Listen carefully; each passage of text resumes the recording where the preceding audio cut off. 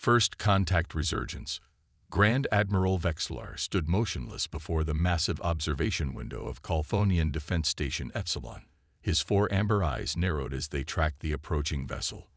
The unknown ship had appeared at the edge of their sensor range only 20 minutes ago, and already the entire Concord military network had erupted into chaos. "Magnify Sector 7 Delta," he commanded, his voice calm despite the tension that rippled through his silvery scales.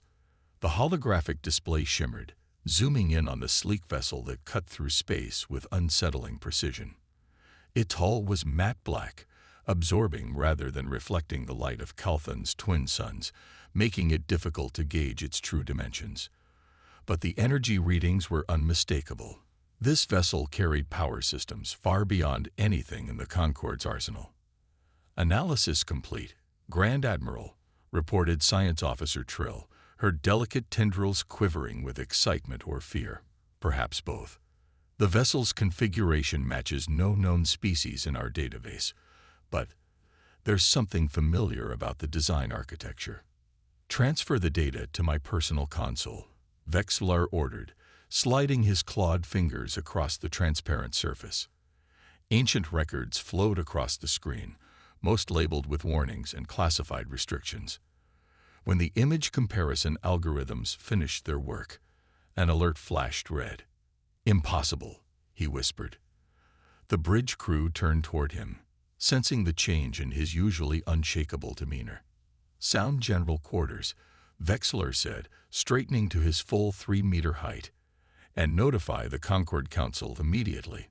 Tell them the Terrans have returned." The name sent a visible shudder through the crew. Terrans, humans, were barely more than legend now, a species that had briefly entered galactic affairs 3 centuries ago before mysteriously withdrawing completely. The stories that remained spoke of bizarre biological resilience, unpredictable tactics, and technological innovation that defied conventional understanding. "They're hailing us, sir," the communications officer announced. Vexlar hesitated only briefly. On screen, the main view screen flickered to life, revealing a face that sent ice through his secondary circulatory system. The human was female, judging by the secondary sexual characteristics noted in the ancient records. Her skin was a rich brown, her eyes dark and penetrating. Black hair was pulled back tightly from her face in what Vexlar recognized as a military style. "This is Captain Alina Reeves of the Terran Alliance vessel Dauntless," she said, her voice translated perfectly by the station's systems, "requesting permission to approach and open diplomatic channels." Vexlar straightened his ceremonial collar before responding. "This is Grand Admiral Vexlar of the Calthonian Defense Fleet and representative of the Galactic Concord. Your presence is unexpected, Captain. Your species has been absent from our affairs for 3 centuries. A slight smile touched the human's lips. "We had internal matters to address, Admiral. Those matters are now concluded, and humanity is ready to rejoin galactic society." "I see." Vexlar's inner eyelids flickered, a sign of deep thought among his kind. "And this vessel of yours? Our sensors indicate technology far beyond what your kind possessed when you departed known space." "We've been busy," Alina replied simply. "The universe doesn't wait for those who stand still." On the bridge of the Dauntless, Captain Alina Reeves maintained her diplomatic posture while observing the alien commander's reactions. The Calthonians had evolved from reptilian stock, and their body language was different from humans, but her neural implant was rapidly analyzing and interpreting the micro-expressions. "He's afraid," murmured Lieutenant Commander Okoro from his tactical station behind her. "They all are." "As they should be," Alina replied quietly before returning her attention to the view screen. "Admiral Vexlar, we come in peace, but with urgency. There are matters of grave importance we must discuss with the Concord leadership." The Admiral's scales shifted color slightly, a physiological response Alina's implant identified as suspicion. "What matters would those be, Captain?" Alina glanced at her executive officer, who nodded slightly. "That would be best discussed in person, Admiral. I request permission to dock at your station. I'm afraid that won't be possible without inspection of your vessel and crew, Vexler responded. Standard protocols for all vessels entering Concord space, especially those of unknown configuration. Elena's expression didn't change, but her tone hardened slightly. Admiral, we both know there's nothing standard about this situation. My vessel carries technology that would destabilize your political balance if broadly revealed. I'm authorized to share certain advancements with the Concord leadership, but only under strict diplomatic protocols. The silence stretched for several seconds before Vexler spoke again. What guarantee do we have of your peaceful intentions, Captain Reeves? The historical records of your kind are incomplete, but concerning. If we meant you harm, Admiral, Elena said softly, we wouldn't have announced our presence. The implication hung in the space between them. Elena had been briefed extensively on the psychological profiles of the major Concord species. Calphonians respected strength but abhorred unnecessary violence. The perfect balance to strike was capability without aggression.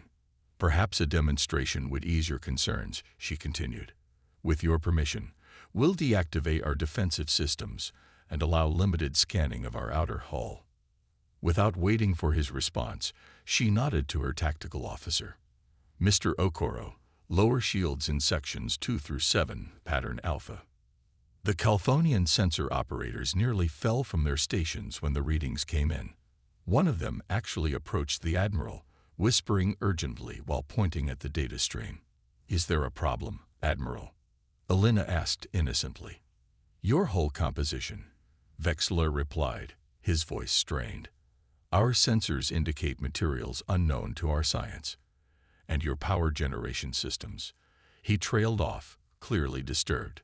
Quantum vacuum energy extraction, Elena explained casually. Perfectly safe, I assure you.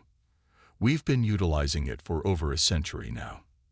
The stunned silence that followed told her everything. The Concord races were still using antimatter reactors, powerful, but primitive by comparison. Why have you returned now, Captain?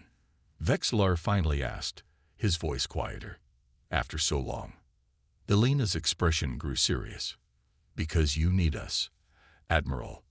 All of you do. There's something coming from the outer reaches, something we encountered during our self-imposed exile.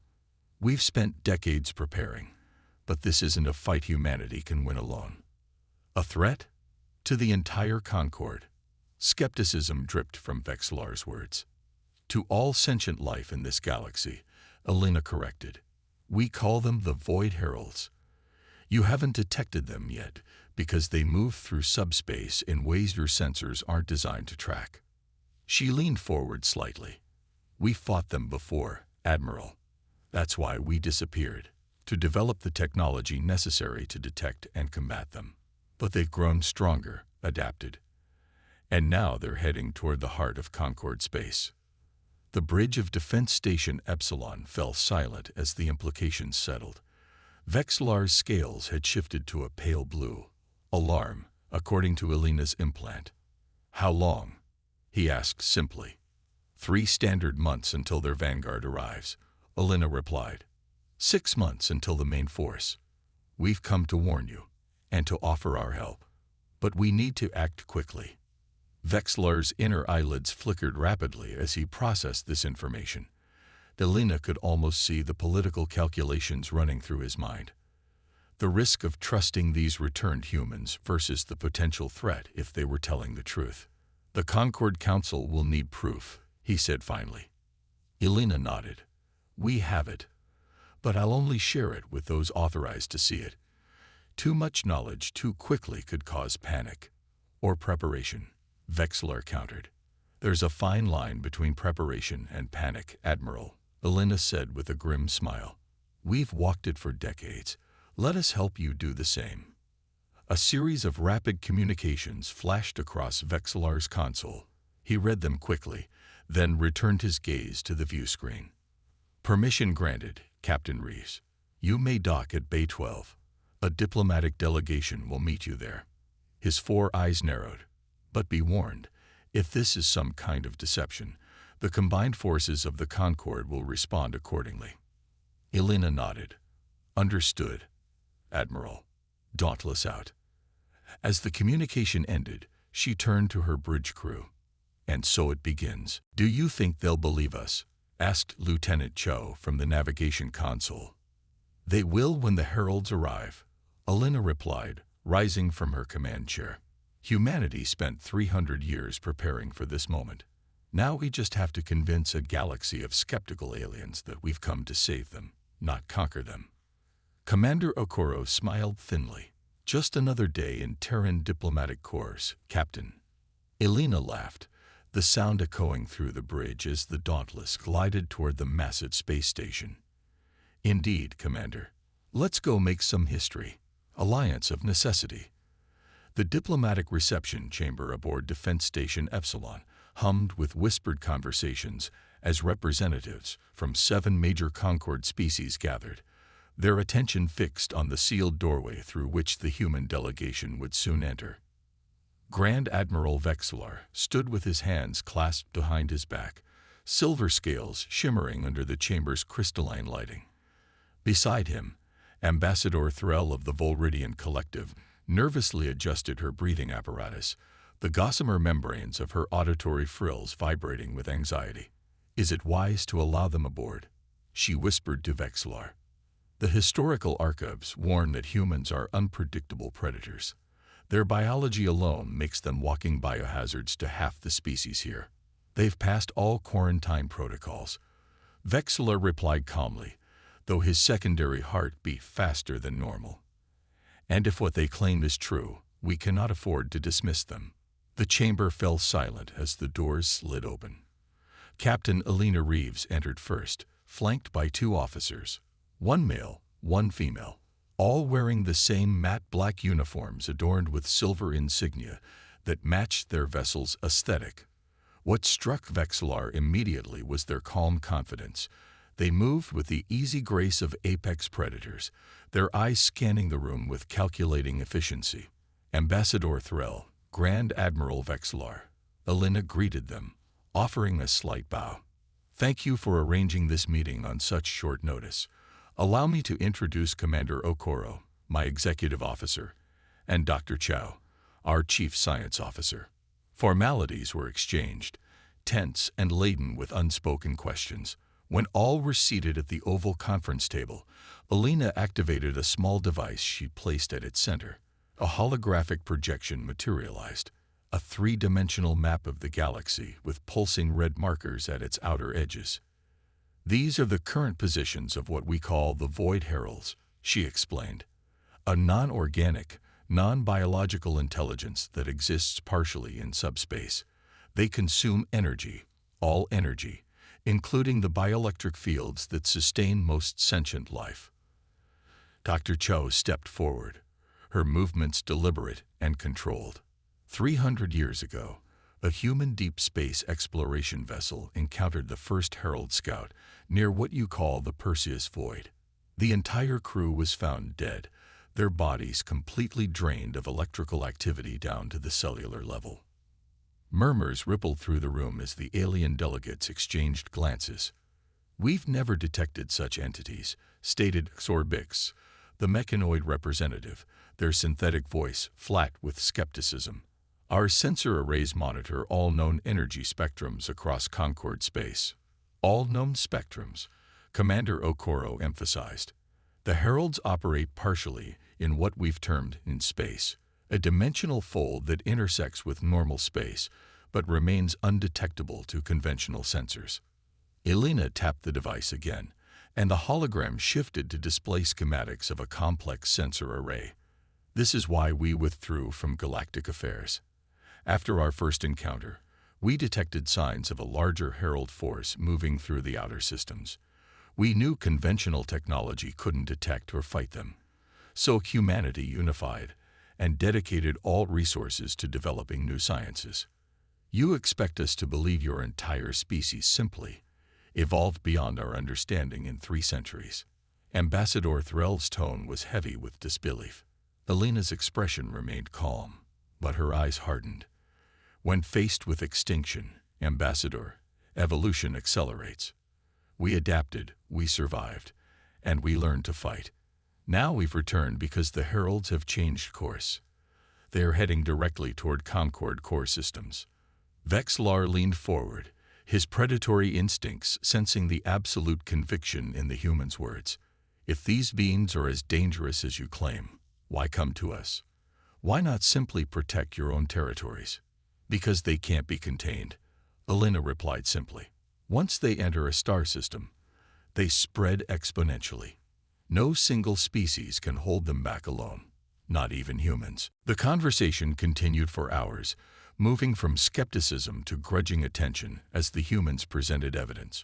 Records of battles fought in distant systems, the devastation left behind by Herald incursions, and the technological innovations humanity had developed in response. By the time they reached the discussion of defensive preparations, many of the delegates were visibly shaken. The primary defense requires retrofitting your planetary shields with in-space harmonic generators, Dr. Cheo explained, displaying schematics that made even the mechanoid delegates' optical sensors contract in surprise. We can provide the base technology and assist your engineers with implementation. And in return, Vexlar asked the question on everyone's mind. What does humanity want from the Concord? Alina's response was immediate. Alliance, combined fleet operations against Herald incursions, and recognition of humanity's sovereign territories in the systems we've developed during our absence. Before negotiations could continue, the station's alert system blared to life. Vexlar's communication implant buzzed urgently. Admiral, came the strained voice of his tactical officer. Unknown energy signatures detected in Sector 3 Alpha. They match nothing in our database, but they're approaching rapidly. Alina and her officers exchanged knowing glances. Show us, she demanded, rising to her feet. The holographic display flickered, displaying real-time sensor data from the station's outer perimeter. Strange distortions rippled through space, like heat waves on a desert horizon. Within these distortions, darker shapes moved with unnatural precision. Herald Scouts, Commander Okoro confirmed grimly. They found us sooner than expected. Chaos erupted as the Concord delegates demanded explanations, evacuations, defensive actions, all talking over one another in growing panic. Silence. Vexlar's voice cut through the din. He fixed Alina with all four eyes. Is this your doing, Captain? Did you lead these creatures here? No, she answered, her voice steel. But we can fight them. Your weapons will be ineffective, but ours won't. She tapped her communication device. Dauntless, this is Captain Reeves. Deploy Aegis Protocol, full spectrum. From the docked Terran vessel, smaller craft suddenly emerged, sleek fighters that moved with impossible speed toward the distortions. As the assembled delegates watched in stunned silence, the human vessels fired weapons that seemed to bend light itself, tearing holes in the fabric of space where the distortions gathered. What are we seeing? Vexlar demanded, unable to take his eyes from the display. Quantum disruption cannons, Dr. Cho explained, her eyes tracking the battle with professional interest. They destabilized the in-space pocket the Heralds used to maintain their form in normal space. The skirmish was brief but spectacular. Where conventional Concord weapons would have passed harmlessly through the Heralds, the human technology struck with devastating effect. Within minutes, the distortions had vanished, leaving only the Terran fighters patrolling the perimeter. That was merely a scouting party, Alina said into the stunned silence that followed. 5, maybe 6 entities.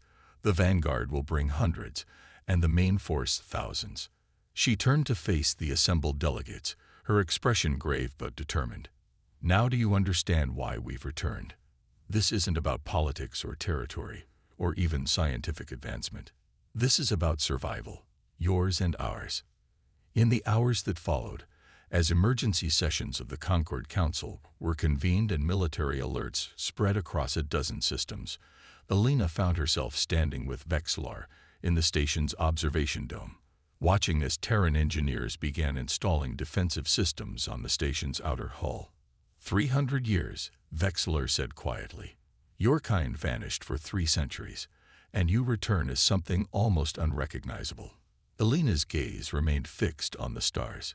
We're still human, Admiral. We still bleed, love, fear, hope, all the things that defined us before. We've just expanded our understanding of what's possible. The historical records suggest your species was fractured, divided among competing nations, Vexlar observed. What changed? Nothing unites like a common enemy, Elena replied with a grim smile. When the first Herald scout ships began harvesting entire colonies, old rivalries seemed suddenly trivial. Unity was our only option for survival. She turned to face him directly. Your Concord faces the same choice now. 7 major species, dozens of minor ones, all with their political agendas and historical grievances. The Heralds don't care about any of that. They'll consume you all equally. Vexlar's scales shifted through several colors as he considered her words. You speak as though you've seen this before. We have, Elena said softly. Not here, but in other galaxies. The Heralds leave nothing but dead stars and empty planets in their wake. We've found the evidence. Entire civilizations wiped out, some far more advanced than either humans or the Concord. She placed a hand on the transparent aluminum of the viewport. But they've never encountered our 2 civilizations working together. That might just make the difference. The Admiral was silent for a long moment before speaking again. The Council will ratify the alliance within the day. We have little choice after the demonstration we just witnessed. His inner eyelids flickered rapidly, but trust will take longer. We have 3 months before the Vanguard arrives, Elena replied. Trust can be built in that time, if we work together.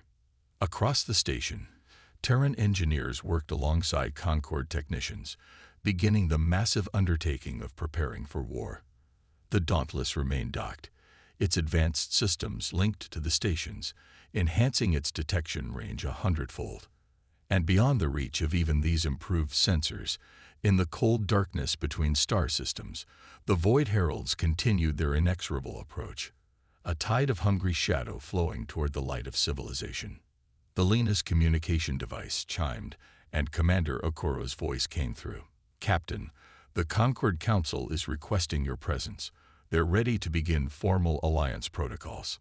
On my way, she replied, then turned back to Vexlar. It begins, Admiral. The Calphonian scales settled into a determined blue-green. Indeed it does, Captain Reeves. Let us hope your return marks the salvation of us all, rather than the beginning of our end. As they walked together toward the council chambers, human and alien side by side, the stars beyond the station seemed to pulse with renewed brightness, unaware of the shadows spreading across the galaxy or of the unlikely alliance forming to stand against it. The ancient question that had haunted philosophers across 1,000 worlds was about to be answered. When faced with extinction, could old enemies become allies? Could differences be set aside in the name of survival? Humanity had already found its answer. Now it was the Concord's turn to decide. Ready for what comes next? Vexlar asked as they reached the council chamber doors. Elena smiled, the expression both reassuring and somehow predatory. Humanity has been ready for 300 years, Admiral. The real question is, are you?